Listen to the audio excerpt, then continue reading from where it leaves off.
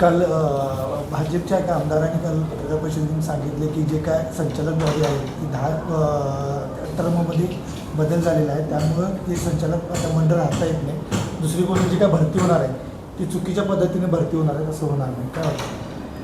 नाही, प्रामुख्यानं नोकर भरतीचा जर या ठिकाणी विषय बोलायचा म्हटलं, नोकर भरतीची परवानगी आम्हाला शासनानं दिली.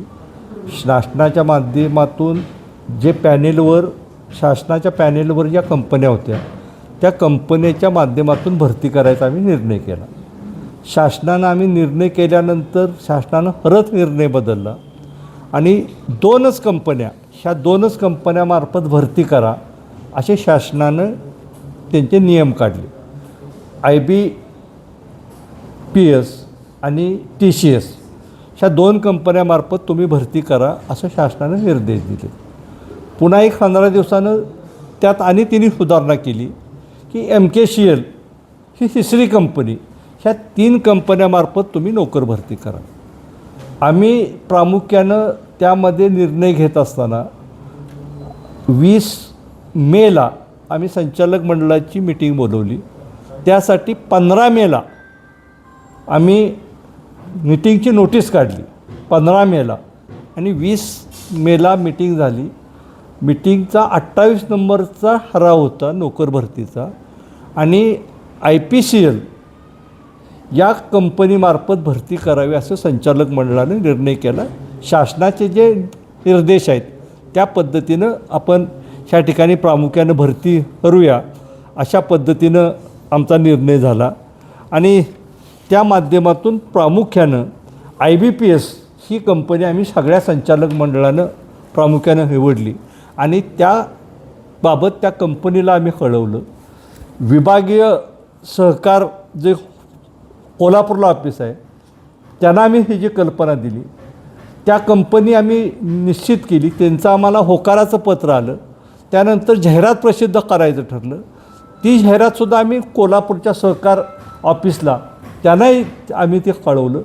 त्या पद्धतीनं आम्ही जाहिरात प्रसिद्ध केली आणि ह्या कंपनीमार्फत भरती करायचा निर्णय झाला. 24 तारखेपासून आपण ऑनलाईन अर्ज मागवले. आजपर्यंत जर बघितले तर जवळजवळ 4,500 मुलांनी ऑनलाईन अर्ज भरले.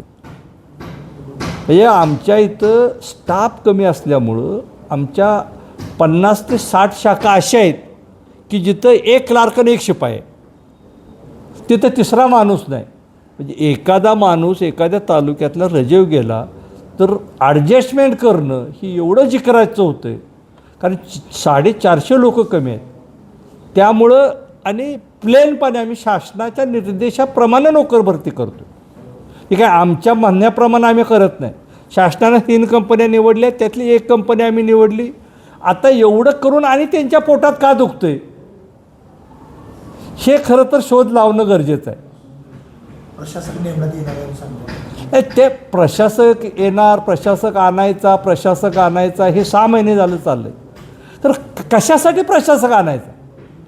तुम्ही जर बघितलं तर 10,000 कोटीच्या बँकेच्या ठेवी आहेत, 8,000 कोटीच्या बँकेचं कर्ज आहेत आणि 8,000 कोटीचं कर्ज असून नेट NPA आमचा 0 आहे.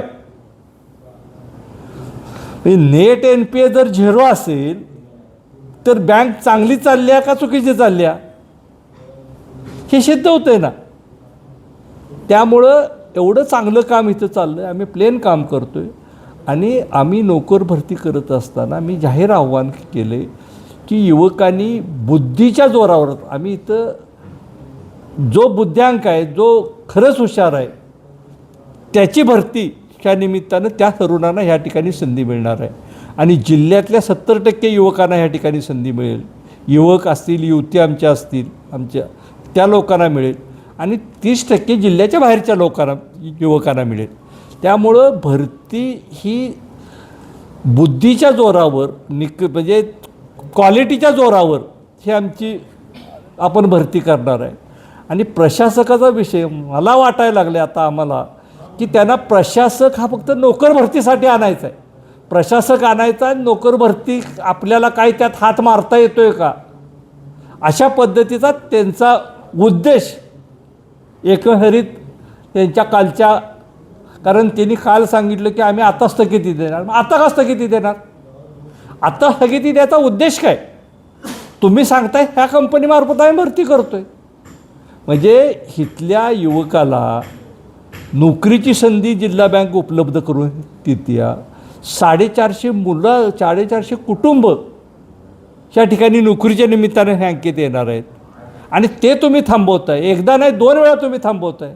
एकदा थांबलं, तुम्ही म्हटला ही कंपनी निवडली, आता थांबवायचं कारण काय? म्हणजे तुमचा हेतू ह्यातला काही चांगला दिसत नाही. तुम्हाला नोकर भरतीमध्ये काहीतर प्रशासक आणून काय तर इथं घोळ करता येतोय का, एवढाच तुमचा ह्यामध्ये उद्देश दिसतोय. आणि तीच एकंदरीत तुमची कालच्या मुलाखतीत बघितलं तर तीच भूमिका तुमची दिसत्या असं स्पष्टपणे या ठिकाणी दिसतंय. त्यांना जयंत पाटलांच्या नावची कावीळ झाली. खरं तर जयंत पाटील साहेबांनी बँकेच्या रेग्युलर कामकाजामध्ये, संचालक मंडळाच्या कामकाजामध्ये, कर्ज वाटपामध्ये कधीही हस्तक्षेप केला नाही. कधी जयंत पाटलांनी आम्हाला असं करा, असं करू नका हे कधीही सांगितलं नाही. काही ज्या विधायक सूचना असतील, विधायक सूचनाच शेतकऱ्यांच्या दृष्टिकोनातून तुम्ही करा, ह्या दृष्टिकोनातून आपण प्रामुख्याने आम्ही निर्णय घेतो आहे. जयंतराव पाटील साहेबांचा बँकेच्या कोणत्याही कामकाजाशी अजिबात काही संपर्क नसतो, संबंध नसतो. ते फक्त आम्हाला मार्गदर्शन करत असतात. त्यांनी वसंतदादा साखर कारखान्याचा विषय काढला. खरं तर वसंतदादा साखर कारखाना हा जिल्ह्यातला महत्त्वाचा साखर कारखाना आहे. त्या कारखान्यावर आज 1 रुपयाचं कर्ज नव्हतं. आम्ही त्यांचं व्हॅल्युएशन करून घेतलं. 1000 कोटीची त्यांची प्रॉपर्टी आहे. आम्ही सहकार कारखानदारीला कर्ज देताना आमचे निकष काय आहेत? तुम्हाला जर 100 कोटी कर्ज पाहिजे असेल तर 150 कोटीची प्रॉपर्टी तुम्ही घ्यायची. आणि प्रायव्हेटला कर्ज पाहिजे असेल तर 100 कोटी पाहिजे असेल तर तुम्हाला 200 कोटीची प्रॉपर्टी द्यायची, मग तुम्हाला 100 कोटीचं कर्ज. वसंतदादा कारखान्याची प्रॉपर्टी आम्ही व्हॅल्युएशन केलं 1000 कोटी आहे आणि आम्ही ह्याला दिलेत किती? 250 कोटी. म्हणजे व्हॅल्युएशनच्या 25%च आम्ही वसंतदादा कारखान्याला हे दिले. मग वसंतदादा कारखाना तुमच्या काय एवढा पोटात खोपतोय? खरं तर वसंतदादांनी महाराष्ट्राचं नेतृत्व केलं, शेतकऱ्यांसाठी साखर कारखाना उभा केला, शेतकऱ्यांची सोय केली. तो कारखाना चांगला चालला पाहिजे ह्या भूमिकेतून आम्ही प्रामुख्याने या ठिकाणी निर्णय करतो आहे. आणि तेही प्रॉपर्टी 1000 कोटीच्या प्रॉपर्टीवर 250 कोटीचं कर्ज आम्ही देतो आहे. म्हणजे निकषाच्या कितीतरी खाली आम्ही हे करतो आहे. त्यामुळं इथं राजकारण बँकेत आम्ही सगळे संचालक एकोप्यानं, एकदिवसीपणानं सगळे काम करतो आहे. आणि ह्या बँकेची प्रगती ह्या 5 वर्षामध्ये जर तुम्ही बघितली, प्रचंड मोठी प्रगती आम्ही या ठिकाणी केलं आहे.